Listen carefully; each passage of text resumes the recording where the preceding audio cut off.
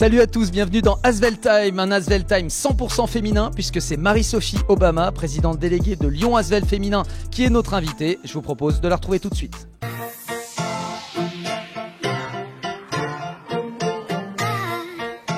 Avec Marie-Sophie Obama, présidente de Lyon Asvel Féminin. Bonjour Marie-Sophie. Bonjour Eric. Bon, on dit MS. Hein. On dit MS. On dit MS, ce sera plus simple entre nous. Alors, je te propose qu'on fasse un petit retour en arrière sur cette saison de Lyon Asvel Féminin. Une saison qui a été riche en rebondissements. On va commencer par terminer la saison passée.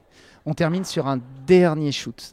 Un dernier shoot à la dernière seconde qui décide si nous on sera en première division ou en deuxième division, et donc ce shoot qui est interminable se finit de la plus belle des manières pour nous, puisqu'il a rebondi sur le cercle, on capte le rebond et enfin notre aventure peut commencer. Donc c'est vrai que ça a donné le ton au niveau des émotions, et on a vu que la saison qui vient de s'écouler a été au même niveau, en tout cas émotionnel. Bon, après, il a fallu construire une équipe pour se lancer dans le championnat. Pas se relancer, mais se lancer dans ce championnat. Une nouvelle aventure. Oui, construire une équipe pour créer une identité. On a changé les entraîneurs, 80% de l'effectif, donc c'est vraiment pas évident. Maintenant, on savait exactement où on voulait aller, les valeurs qu'on souhaitait porter, mettre en avant. Et c'est vrai qu'on en avait longuement discuté avec Tony avant de même décider de se lancer dans l'aventure. Donc, il a fallu appliquer. Trouver notre voix, nous faire entendre aussi, nous faire reconnaître. Et on peut dire qu'aujourd'hui, je pense 15 mois après ou 14 mois après notre arrivée, c'est plutôt pas trop mal dans ce sens. Bon, en début de saison, Lyon Asvel Féminin, c'est la véritable bonne surprise du début de championnat. Oui, alors on gagne Tarbes qui est finaliste aujourd'hui de 30 points. Tout le monde nous voit, nous aussi finalistes et très très haut, mais on sait que le premier match dans le championnat féminin il est particulier parce qu'il a lieu à Paris. Toutes les équipes sont regroupées pour la première journée, et c'est vrai qu'il y a souvent des surprises, de belles performances et des contre-performances qui faussent un petit peu, pas la donne, mais les impressions que l'on peut avoir en début de saison. Et on l'a vu d'ailleurs, puisqu'on commence très très fort, et de suite après on a deux revers contre des équipes qui étaient censées être moins fortes que nous, Mondeville et Nantes. Et là on retourne les pieds sur terre et on se reconnecte avec la réalité en se disant qu'on va vraiment avoir du travail pour construire ce qui était normal. Bon, des hauts, des bas, des blessures, des matchs ici à l'Astro, des arrivées aussi qui ont marqué l'histoire de Lyon Asvel Féminin. Ouais, alors c'est vrai qu'on a eu la chance sur la saison d'avoir la malchance d'avoir des blessures, mais la chance à chaque fois de réussir à être aidé par des jokers de luxe, à commencer par la blessure de Jenny Diawara qui a été palliée par l'arrivée de Sandrine Gruda, complètement inattendue. Elle était, on va dire, en transit en France après sa saison en WNBA, et elle a accepté de venir nous aider sur quelques mois avant de repartir sur des championnats d'Euroleague de très haut niveau qui sont plus à la hauteur de la grande joueuse qu'elle est. Puis on a eu aussi l'arrivée d'Elodie, alors je dis Elodie Bertal, mais Chrisman qui est mariée maintenant à Noël pour pallier aussi la blessure de Mariem Badiane. Et puis j'oublie pas Julie Vanloo aussi par rapport à la blessure d'Ingrid.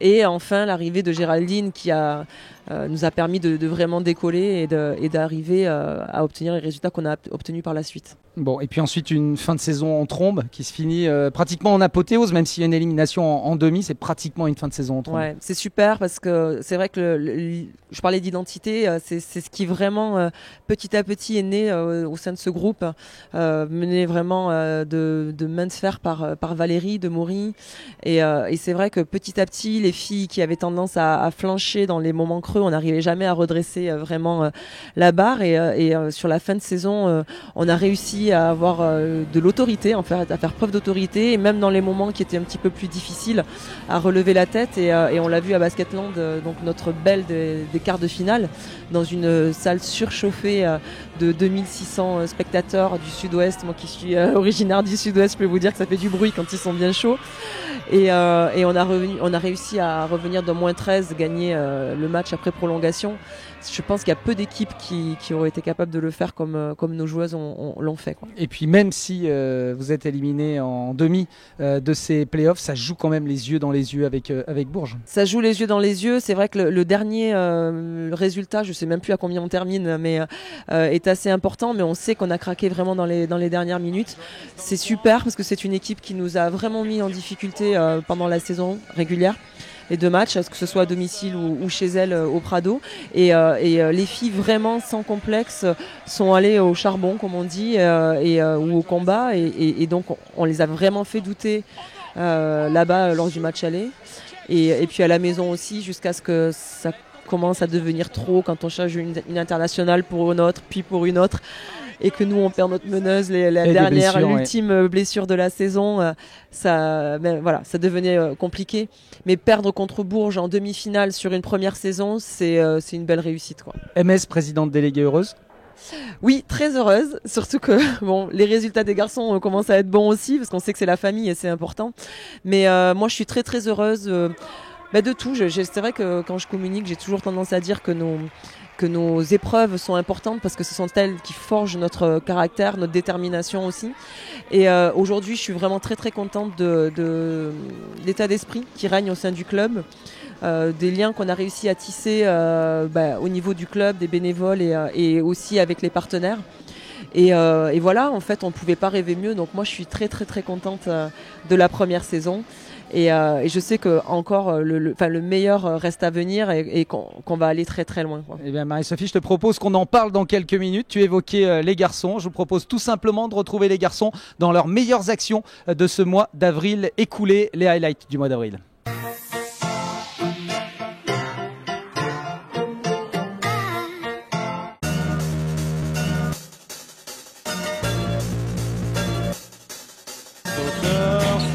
Pour la défense, Nicolas Lang, une seconde, Harper pour égaliser.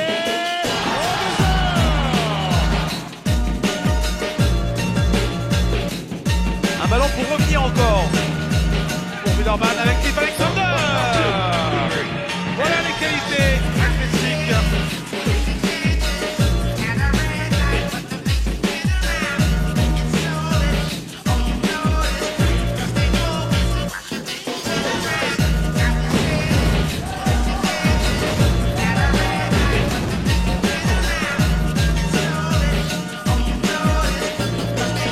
On voit de Marcus Nelson en mission sur Prepelic, il ne lâche pas d'une seconde. Et l'interception de David Alti.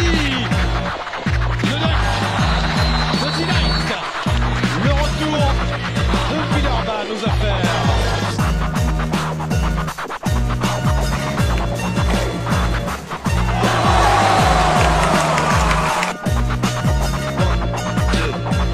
L'Asvel un peu court dans cette première mi-temps. Effectivement, à part 2-3 actions vraiment, le jeu a été posé. Oh, se fait renvoyer.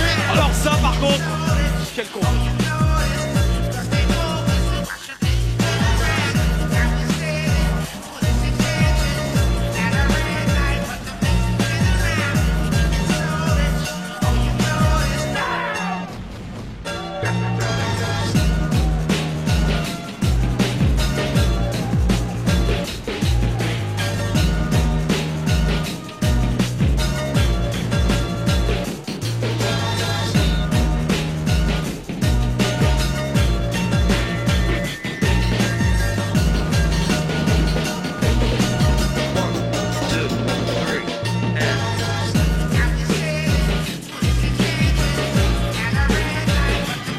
Il avait encore il n'a que des tirs ouverts s'il veut, parce que il est impliqué sur tous les pick and roll. Ça piloche. Mais oui, ça c'est basket, ça pue le basket du côté de l'Asvel.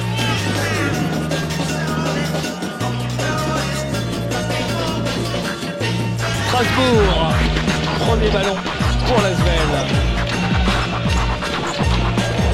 De Marcus Nelson. De Marcus Nelson qui pète un dunk énorme d'entrée. Et alors de Marcus.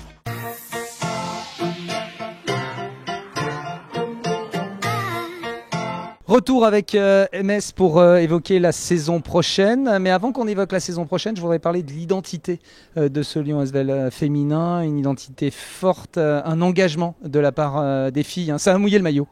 Oui, ça a mouillé le maillot, ça a montré du caractère et du cœur, on l'avait dit. Hein. C'est vrai que pour séduire le public, séduire nos partenaires, il ne faut pas tricher. Et à aucun moment les filles ont triché. Et c'est vrai que quand on donne son maximum, même si parfois on n'est pas très très performant, ça arrive, mais on nous le pardonne plus facilement parce qu'on sait qu'on a tout donné. Et derrière, ça permet aussi de mieux expliquer et puis de faire comprendre aussi la réalité d'un sportif de haut niveau qui, même dans l'échec, parfois va chercher au-delà de ses limites. Je vais avoir une question à Brut. MS, est-ce que le sport féminin doit en faire plus que le sport masculin pour gagner des spectateurs? Oui. Oui. Non, mais c'est une réalité, on le sait. Quelles que soient les disciplines, on sait que c'est difficile d'attirer autant de spectateurs que le sport masculin parce qu'on est moins spectaculaire, tout simplement, c'est moins athlétique. Maintenant, il faut, nous, qu'on soit force de proposition, qu'on explique qui on est. C'est vrai qu'il faut un engagement qui est un peu plus important, d'aller vers les gens, de séduire aussi. Mais moi, je suis persuadée qu'on va trouver notre place. Il faut juste faire preuve d'un peu de pédagogie et puis être patient, en fait. Bon, être patient, mais il faut quand même se projeter sur la saison prochaine. Je suppose que ça donne de l'ambition, forcément, ces résultats, cette demi-finale. Ouais, c'est ce qu'on a dit en fait. Notre demi-finale face à Bourges, elle doit donner le ton. On repart de cette base-là qui est élevée. L'année dernière, on est reparti du dernier match, du maintien à la dernière seconde. Bah là, on part de notre demi-finale. Et c'est vrai que les ambitions sont importantes. Voilà, on a l'Eurocup. On accède enfin à l'Eurocup pour la première fois de l'histoire du club. Donc on va ambitionner d'aller très très loin dans cette compétition. Pourquoi pas une demi-finale? Et puis en championnat de France, maintenant qu'on a joué une demi-finale, il faut à minima une finale. Voilà. Donc on va tout faire pour remplir ces objectifs-là. Un petit mot, ça veut dire qu'il faudra structurer sportivement, mais il faut aussi continuer à structurer l'extra-sportif? Oui, c'est une nécessité. On a la chance d'avoir un bel exemple avec les garçons. Donc, on essaie, nous aussi, de structurer ou de s'appuyer, en tout cas, sur les structures existantes de temps en temps, quand on le peut, des garçons, mais tout en trouvant notre propre voie et notre identité. Donc, nous, c'est vrai qu'il y a eu quelques petits recrutements au niveau du non-sportif à mes côtés, mais aussi au niveau du sportif, puisque on a recruté ça peut paraître, improbable, mais on n'avait pas de kiné, ni de préparateur physique à temps plein. Donc, maintenant, ça, c'est chose faite. Et on va reconstruire donc sur des bases solides par rapport que l'on avait nous cette année. On va renforcer l'effectif avec des joueuses un petit peu plus expérimentées de world class, on va dire, quoi. On va suivre ça très très près durant toute cette intersaison. Merci beaucoup MS d'avoir été avec nous et on vous encourage bien sûr à suivre les filles, non seulement dans leur aventure dans leur championnat national, mais également dans leur nouvelle aventure européenne. Voilà, c'est terminé pour ce numéro d'Asvel Time, mais on suit bien sûr de très très près les garçons et la suite de ce championnat de Jeep Elite, les playoffs bien sûr pour l'Asvel.